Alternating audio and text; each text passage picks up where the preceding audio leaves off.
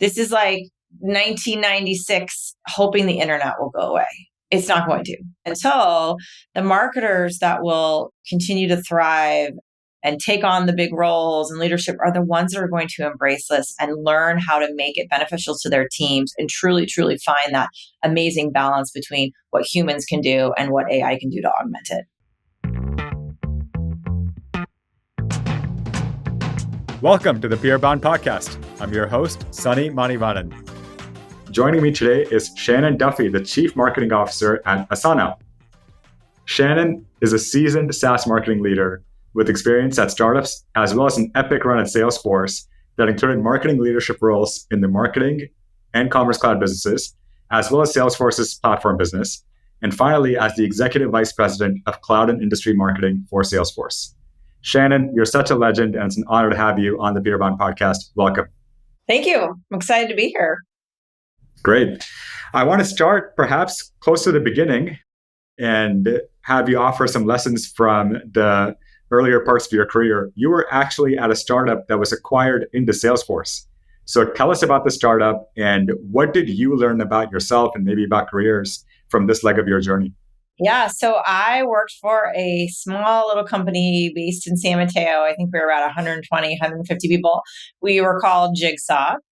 And I was drawn to Jigsaw because Jigsaw was using technology to disrupt sort of an old, tired industry, right? So Jigsaw was a data company at its core, and it was using this notion of community and collaboration to provide the best data asset possible that then companies would then buy. And I just thought that was really cool. It was using sort of the tools, the internet that we knew and solve a problem that people had had. So I was really, really drawn to it. And I was there for a few years when Salesforce came in and bought us. And that was a very interesting experience because I like to tell people, like, prior to that time, Salesforce, of course, has done massive acquisitions since then, Slack and MuleSoft and Tableau and huge, huge companies.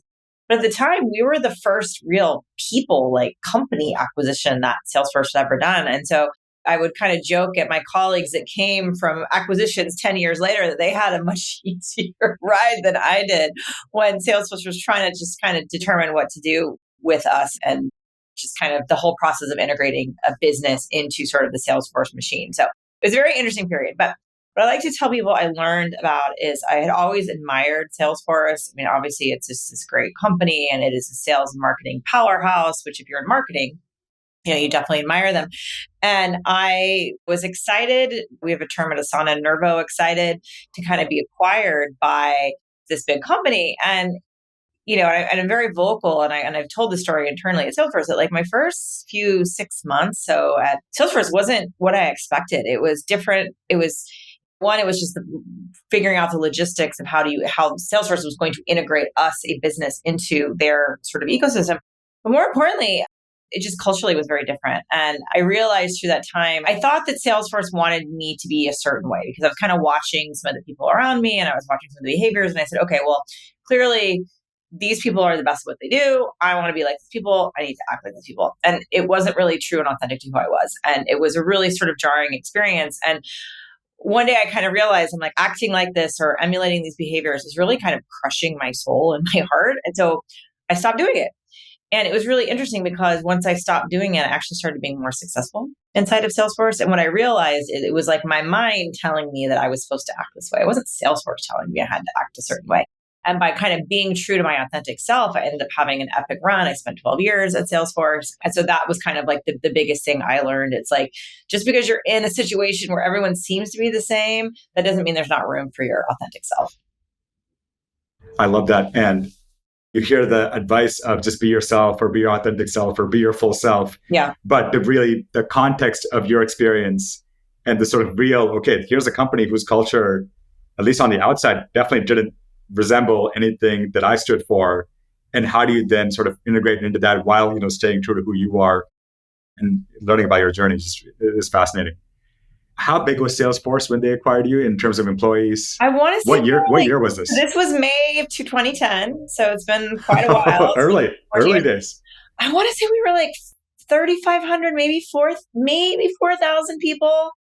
And when I left, 75, 80,000. So it was definitely a seat on the rocket ship, and it was a lot of fun. And I learned a ton about not just marketing, but about SaaS and go to market and product and sales. I mean, Salesforce does many things very, very well.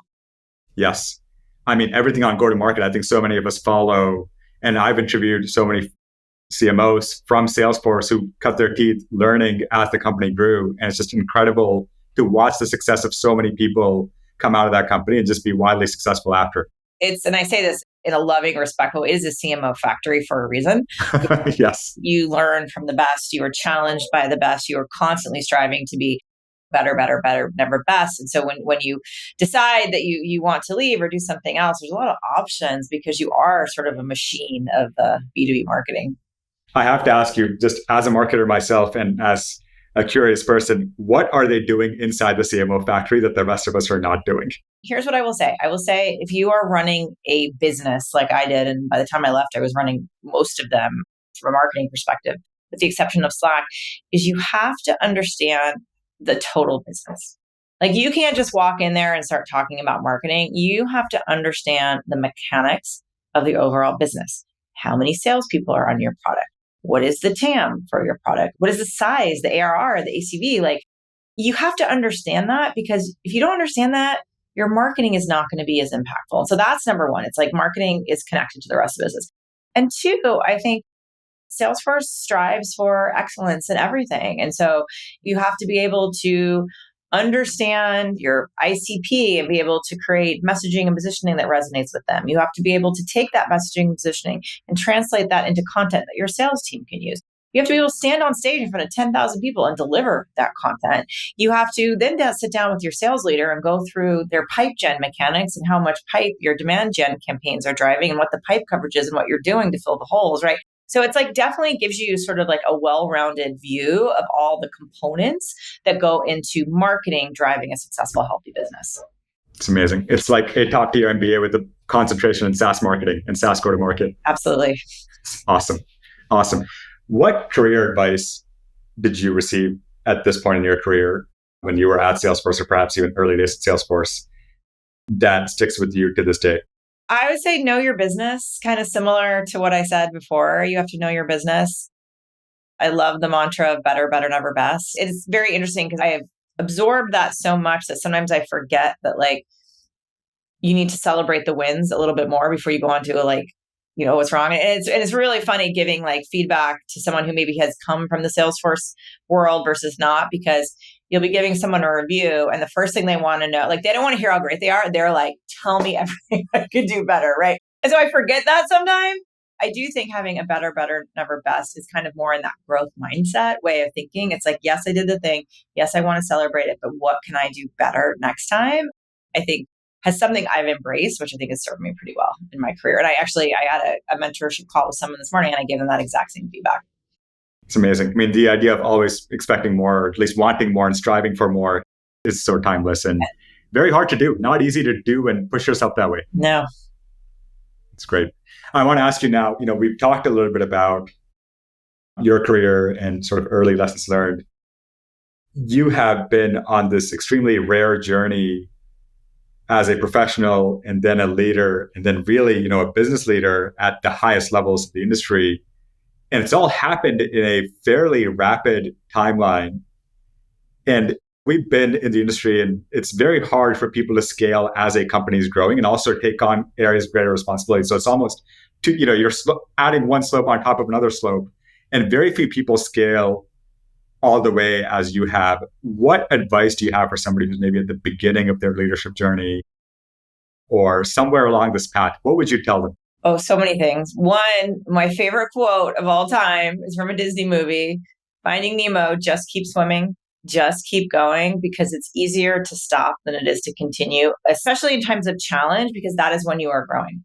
Accept feedback in the spirit that it's given. It is hard to get feedback sometimes, especially when you put your heart and soul into everything, but you have to have it. Check your ego at the door. It doesn't matter how smart you are. Are you willing to roll up your sleeves and solve real problems and not just point out the problems, but solve them, right? These are things that I would tell younger Shannon, and I would tell somebody, just graduating and starting out today. I would tell people how you show up is really, really important. And the example I give is treat every interaction with people outside of maybe your immediate, people that you've talked to a million times a day as like a job interview for the future, right? Because it's a small valley. It's a small industry that we work in. And the great thing about it is constantly growing. It is constantly evolving. And people will go on to new opportunities or new cool companies. And the first thing they will do is say, I need a product marketer, or I need a field marketer, or I need something. And they will go through their mental model in their head of who they know. And they will remember that time that you showed up in a meeting and you knew what you were talking about and you were curious and you were open to help them solve their problems. Maybe when it was technically in your job description. These are the things that I think really separate people from, it's like, again, it doesn't matter how smart you are. If you don't have these other qualities, sometimes you just don't get as far.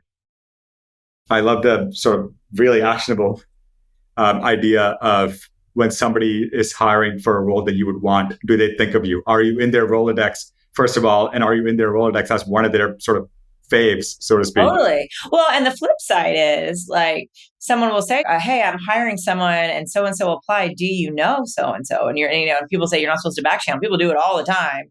And then what do you want them to say? What is your brand? What is that thing that you've left them with? 100%. Love that. Let me ask you now, I've talked to you about Salesforce. Let me ask you about Asana. So you joined Asana as the CMO a little less than 2 years ago, if I'm not mistaken.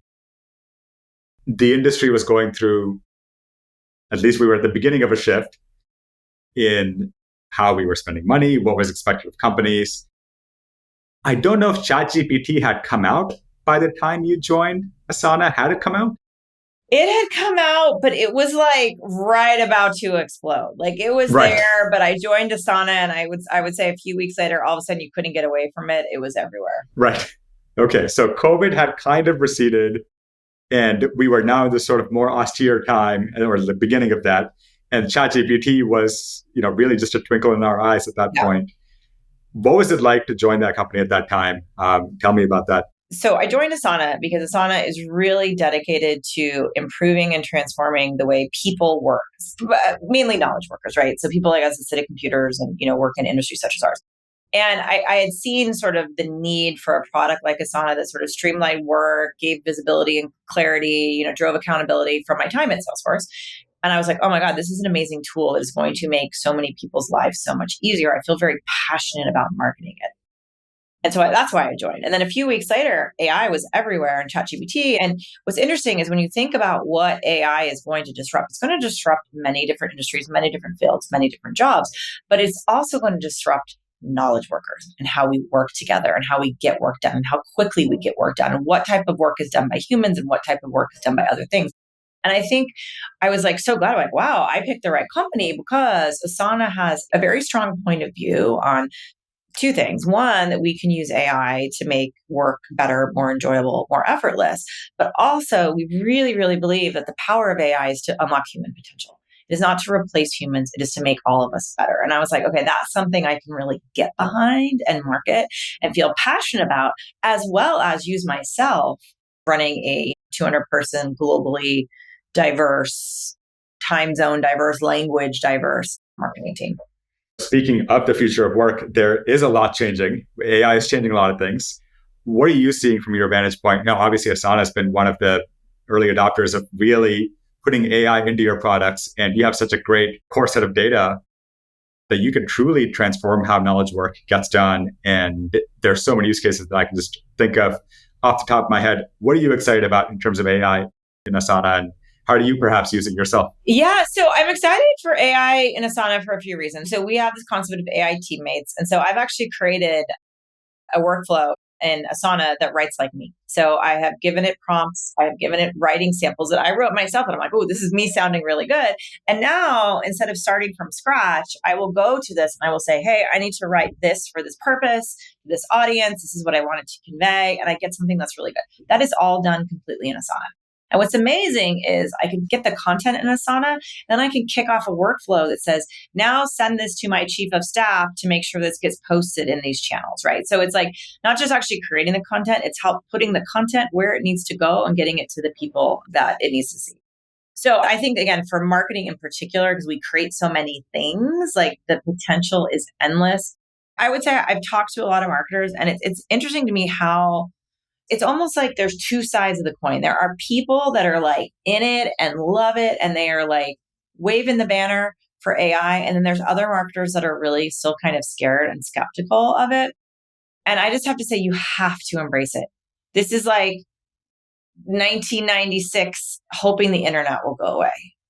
It's not going to, right? Until the marketers that will continue to thrive and take on the big roles and leadership are the ones that are going to embrace this and learn how to make it beneficial to them, beneficial to their teams, and truly, truly find that amazing balance between what humans can do and what AI can do to augment it. I definitely want something like what you just described, where something writes like you. Amazing. That used to be a job. That used to be a full-time job for somebody that, would write executive communications, right? And now you're saying, okay, I can at least get you started and maybe get you a good chunk of the way there, and you can finish it up and do all the other things that need to be done. It's amazing. Do you call those agents? Do you use that word agent? We call it a teammate, because I think to me, an agent sounds like a cold thing that is somewhere producing something, where a teammate is like, it's like a member of my team. It's there. It wants to help. It wants to be productive. It wants to make the whole project thrive. So we call it AI teammates. I love what you said about agent being cold, because I feel the same way. And it's just the latest in a pattern of Silicon Valley naming things in a very sort of not inhuman way or unhuman way, so to speak. Yes. Teammate sounds a lot better. Excellent. Let me ask you a question about this fear around AI, because I think we all feel it around us. And, when you're selling some of these solutions, you first get skepticism that it won't work. And once you overcome that, then you get the fear of, okay, this is working, but I was doing that before. Yeah. What advice would you have for marketers? And I know this is a big question. What advice would you have for marketers to go at least address that fear in how we talk about some of these products? Because the fear is real. Yeah, I think the fear is real. So I would say two things about that. One, you have to use it. Using it will stop the fear, right? Because you will understand what it can do and what it cannot do. And once you start using it, you're able to see the ways that you can make it better. And so I think that helps with that fear, right? Because there's still a need for the human interaction, the human making sure, because AI can still come up with some weird things, right? Like every once in a while I ask it something, I was like, whoa, where did that come from, right? So it's like, you still need that human, that training, that learning together. The other thing I think kind of related, but maybe slightly tangential, is I do think if you're a marketer out there and you are marketing a product, an AI-enabled product or an AI product, or whatever it is, this is where we have a really opportunity to lead, because what we need to do is help position this. Like, we need to be the trusted advisors to our customers. We need to talk to them about how they can use AI that comes from our product, comes from our service in a way that is beneficial to them and their company. And that is where marketing comes in, right? That's the beauty of marketing, is to take something that may be essentially kind of boring and turn it into like, no, we're actually here to help you. And here's how, here's why, here's the content we have that will help train you on this new AI product. Like there's a lot of potential there that I think is just, we're just kind of scratching the surface. That's wonderful. Well, let me turn the page. I want to ask you about just the SaaS industry overall. So I call this section SaaS Talk. So we just talk about, ask marketers, as a marketing leader, what kinds of different SaaS companies do you like, and SaaS marketing, and so on. So the first question I have for you is, do you have a favorite SaaS company homepage, or you can select multiple homepages that you love? They can't be Asana or Salesforce. So I have so much respect for HubSpot. I think HubSpot does phenomenal marketing. I think they basically redefined creative content marketing and this concept of inbound. So anyone who can create something like that has the whole industry kind of watching and emulating gets mad props from me. So good job, HubSpot. Excellent.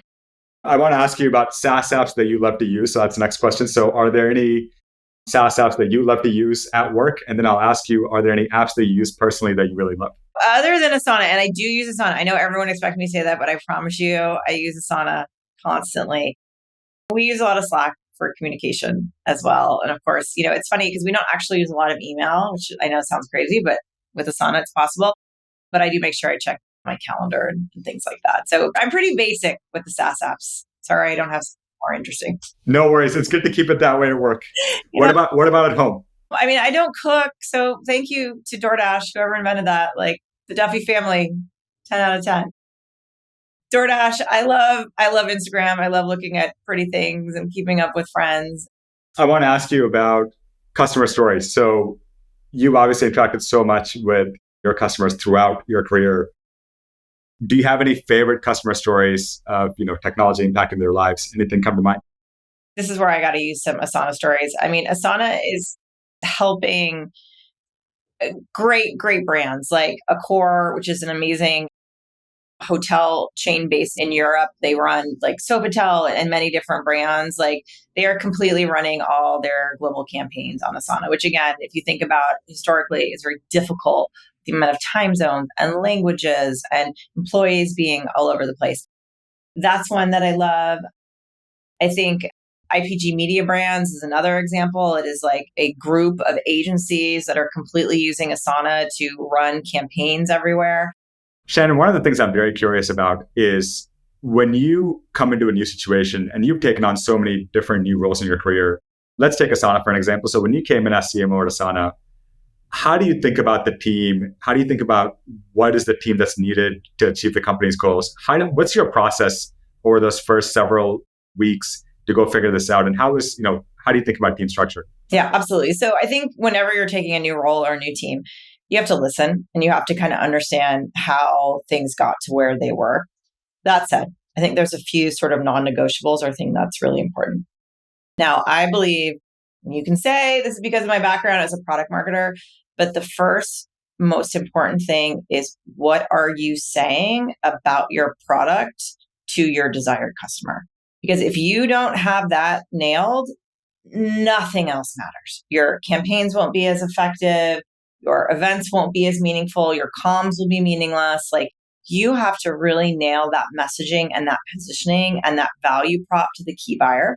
And so for me, I do like, what is the product marketing team structure? Do they have a strong leader? Do they have someone that not only understands the product and can talk to the product team, but can turn that into a really good story that sales can sell? So that's really important. Like, what is your product marketing team? The second thing, you need to be able to drive demand, right? So what is your revenue marketing demand gen team? What does that look like? Do you have the people in region? Do you have the people that have that mix between doing events versus digital campaign? Do they understand the intersection between them both? Like having a really strong lead there. Next, usually if you have demand gen, you need something to put in that demand gen. You need content, right? And so what is your content strategy? Who is running your content and your thought leadership? And again, what is that platform and how does that relate to the messaging and positioning that your product marketing team is putting out? And then like just as important, but maybe not as like cool or fun is what is your marketing ops looks like? How are you measuring success? Do you have a strong marketing analytics team? Do you have a strong ops team? What is your MarTech stack? I mean, marketers, this is not a new concept for marketers, but you have to understand that stuff. You have to understand because I guarantee you some of your budget or some of the budget that your ET team is or IT team has marked for you is going to your MarTech stack. And do those things talk together? Do they communicate with each other? Like, is your data siloed? Like, not super sexy and not maybe the creative reason why we got into marketing, but you have to understand it and you have to be passionate about making sure it all works together. And then lastly, on the other side, what is sort of your brand and creative? Like, here's like the secret. A lot of the stuff that people market is kind of the same stuff. CRM was a container for data, right? Really, that's what it was. Right. But what makes it cool and interesting and gives customers that emotional connection is how it looks, how it sounds, how it feels. And so that's where that creative that magic, your head of brand, your head of creative can really, really bring that to whatever it is that you're selling. So that's kind of like the way I think of like structuring like the departments in a marketing team. The place where Asana is as a company and the place where the category of work management is today, as CMO, are you finding yourself evangelizing the category more or talking more about the company's sort of differentiators, versus alternatives? I guess another way to ask the question is, are you still talking to prospective customers that are doing this in a very, very inefficient, completely siloed way across the organization, or are they just using something else that's worse? So we have to do both, which on my good days, I find an incredibly amazing intellectual challenge that I get really excited about. On bad days, I'm like, wow, this is really hard. So what's interesting about work management is like you have companies that are just using it and killing it and have completely redefine the way their organizations work together across department and the visibility and the clarity and the accountability they have. And then there are companies, huge companies that are using it on spreadsheets. And it's almost like they haven't unlocked that there's a better way. And so to answer your question, we have to do both. And that's some of the context switching. And I do think, again, with the AI conversation, like work management is going to change probably as rapidly, if not more, than any other sort of category in software. And so it's great to be at Asana where I feel like we have the potential to be driving that conversation versus kind of getting the downstream effect and having to make something from it. And you totally are on that last point about, talking about AI as your teammate. I think that's so fascinating because there's so much of the conversation today, at least in sort of Silicon Valley circles, right? Revolves around, okay, like it's a fixed pie and AI is not going to do this piece that human beings were doing before. And it's very zero sum. Whereas I think your view of the world seems much more realistic and pragmatic of, okay, well, you just have all these helpers that want to help you win. Yeah. And, they just want to help you do a good job. And that, I think, bringing that message to, I don't know, a company that is not in our industry and maybe isn't thinking about this on a day-to-day basis and telling them, imagine you just doubled your workforce. What would that look like? Exactly. And I think I love what you said, because this is something I remind myself and my team all the time is like, I literally live in the probably exact center of Silicon Valley, right? I work in San Francisco every day. I drive to work and I'm just AI billboards are just like everywhere. But like we have built Asana to help humanity thrive. And humanity doesn't all live in Silicon Valley, right? Like we have customers who live in other countries where AI might have different regulations. We have customers that might live in the Midwest in a manufacturing company. And so it's really, really important to us that we democratize this technology for everyone. And again, going back to marketing, that means we need to explain it in a way that everyone can understand, everyone can use it, and people aren't scared of it. And they truly do see this as something that is going to make their lives better. 100%. We could talk about this for several hours, and hopefully we'll get a chance to in the future. I will turn the page to what I like to call peer-bound talk. And the idea really here is, we're all influenced by our peers. And you actually even mentioned this earlier when you said, hey, Silicon Valley is a small network and we all talk to each other. And, I couldn't agree more. So I'll ask you a couple of questions to round out our conversation about what's inspired you and what are the things that you'd recommend to your peers, our listeners. So maybe I'll start by asking you one book or movie that you'd recommend to everybody and why. So I love the book, The Multipliers. It is literally my management philosophy. And you can read the book, you can watch the videos, even have training. And that was a huge, I think of like these unlock moments in like the career of Shannon, like me becoming who I am and experiencing that content and really seeing that there was a way to lead in a way that I would want to be led was absolutely amazing. And the spoiler, if you haven't read it, and many, many people have, it's basically, you give everyone one job too big. And most of the time, people will grow into it and surprise you and themselves with what they can accomplish. You let people fail once and you course correct them quickly. You ask questions. It's just a great, great book. If you're someone who's kind of looking for a way to really kind of like crystallize their leadership style, it was monumental for me. Amazing. I 100% second that recommendation. Also, one of my pivot points in my career as, a early manager, I think, is when I read that book and completely changed a whole lot of things for me. Still learning the lessons, I would say, but definitely changed how I approached, management and yeah, an enabler, not a diminisher. That's right. That's exactly right. Wonderful. Last question for you. Who are your favorite SaaS marketers? And I know this is a dangerous question to ask a Salesforce alum. I'm going to give you one answer. Because here's the thing. Like, I feel blessed that being in the CMO, I shouldn't call it a CMO factory. That sounds bad. Maybe like a CMO school or something. Some amazing marketers that I still keep in touch with, some that were my mentors, some that were my peers. I mean, Stephanie Buscemi, Sarah Franklin, two previous CMOs of Salesforce, Jamie Domenici, CMO of Klaviyo now, Sarah Franklin. I mentioned Sarah Franklin now. She's the CEO of Lattice. Emma Chalwin, CMO of Workday. Some people that are still at Salesforce, Eric Stahl, Lynn Zeldonis. And what's interesting, I didn't always agree with these people, but the way of thinking outside the box, challenging to do better, that friendly, even almost competition to kind of outmarket when we're all kind of over different products. Oh, Sarah Varney, if I didn't mention her, amazing CMO of Twilio, now Datadog, right? Like I just learned so much from watching them lead, watching them market. And I'm definitely the marketer I am today from having worked with all those people. And I admire all of them greatly. It's an incredible list. And I've had the privilege of interviewing Sarah Varney. And I have one request, which is at some point, all of you should get together and write the definitive book on marketing and SaaS. And I think that thing would sell like hotcakes. We'll do it. And I mean, again, I've heard about Julie Legal, who was CMO of Slack for a while before they were part. Like, yes, we have a lot to say. We do actually get together.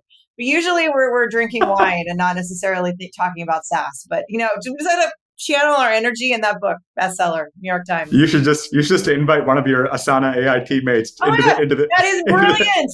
into the channel and just channel this and let's get a book out of this. And I bet even that would be a great first draft. You've just blown my mind, and we will dedicate the book to you, Sunny, for that amazing idea in the forward. Fabulous. Well, Shannon, I'm so proud to have you on here. Thank you so much. I learned a lot from just this brief conversation. And again, thank you for taking the time to come on the PeerBound podcast. And it's been a privilege. Awesome. Thank you so much, Sunny. Wonderful. Bye.